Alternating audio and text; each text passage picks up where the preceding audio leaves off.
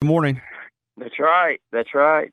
Hey, Alabama gets the bye week.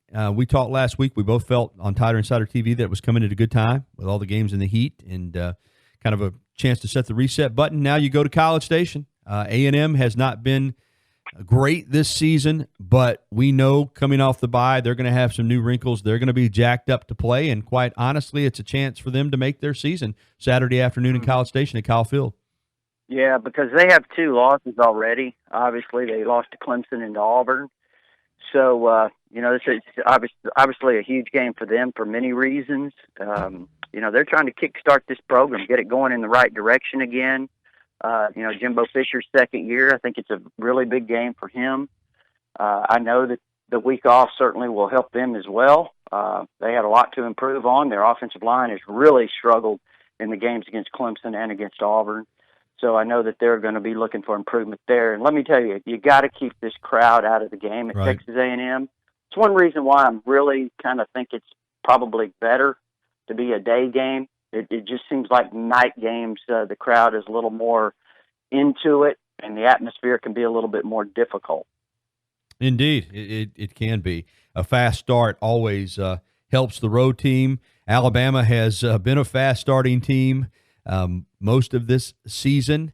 And as you said, to keep the crowd out of it, to go ahead and not let A&M build confidence, I think it'll be very important whether Alabama has the ball or starts on defense, that they get off to a fast start in this one.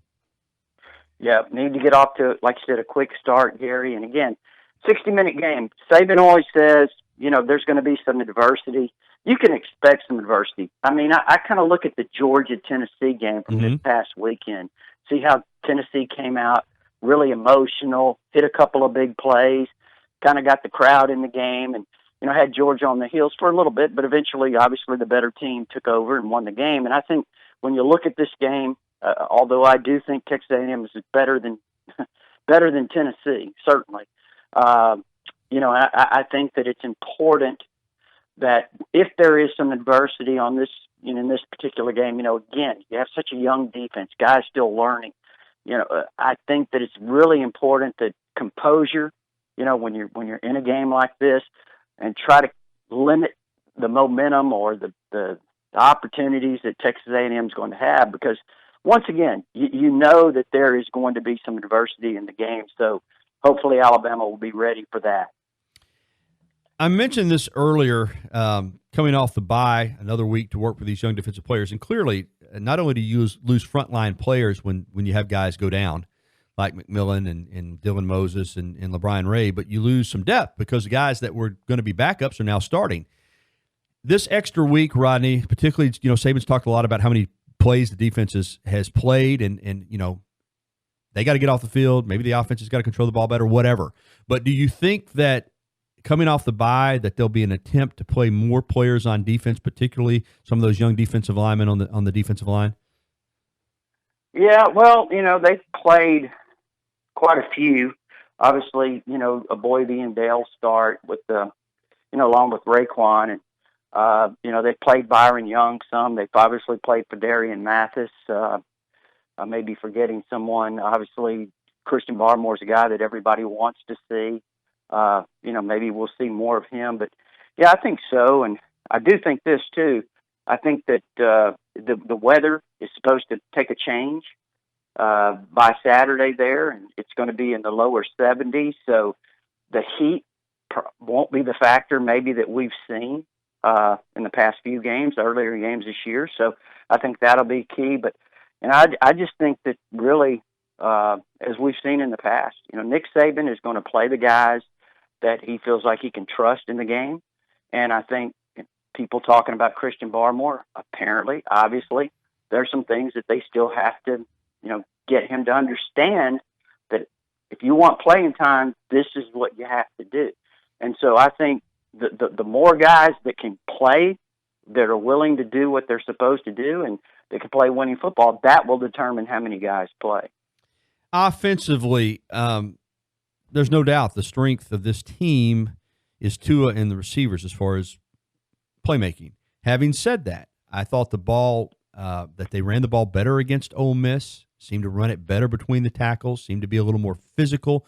Coming off the bye, Do you think we'll see an emphasis on the run game even more so against A&M than we've seen so far this season?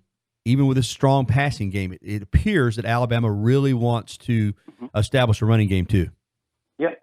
Yeah, I agree. I mean, I don't think they're going to abandon that at all. I mean, I think that they're going to continue to try to develop this running game.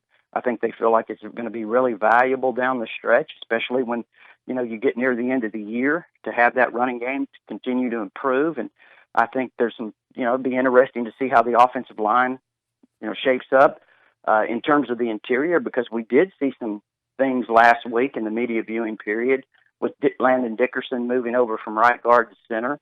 And then you had Deontay Brown in at right guard. So we'll see if that carries over to this week, and then maybe see if there's any switch in the starting lineup. But I do think that, that interior of the offensive line, and I still say this offensive line as a whole has a chance to be really, really good as they develop. But sometimes, Gary, as you know, it doesn't start out that way. They had a lot of new faces up front. You had to develop some cohesiveness, and I think that's still what they're trying to do. But I do think they've got a chance to be really good. All right, we only got a minute, Rodney, but I am curious what you thought of the Auburn-Florida game this past Saturday in the Swamp. I know you watched it. Well, man, first of all, if you'd have told me how many times Florida turned it over, 5 times? 4 or 5, yeah. Yeah, I mean, if you turn it over that many times and you still win the game, I thought Auburn going into that game, maybe I held them in a little higher regard than what I saw. No, defensively, I thought they played pretty well. But, I mean, to have that many turnovers and not be able to win the game, just amazing, really is. And, Bo Nix, obviously a true freshman quarterback, got exposed a little bit. I still think he's going to be a good player. He was inaccurate, the other day. But, it just looks like to me that Auburn offensively has a ways to go. And I think that having a freshman quarterback, that really makes it difficult. All right, folks. Catch Rodney every week on Tighter Insider TV with me Tuesday nights at 6:30. And, of course, TighterInsider.com waiting for you anytime you want to go to the website, just $48 a year. You can also follow Rodney on Twitter at Tighter Insider. I'll see you in a little bit at Nick Saban's press conference, Rodney. Thanks.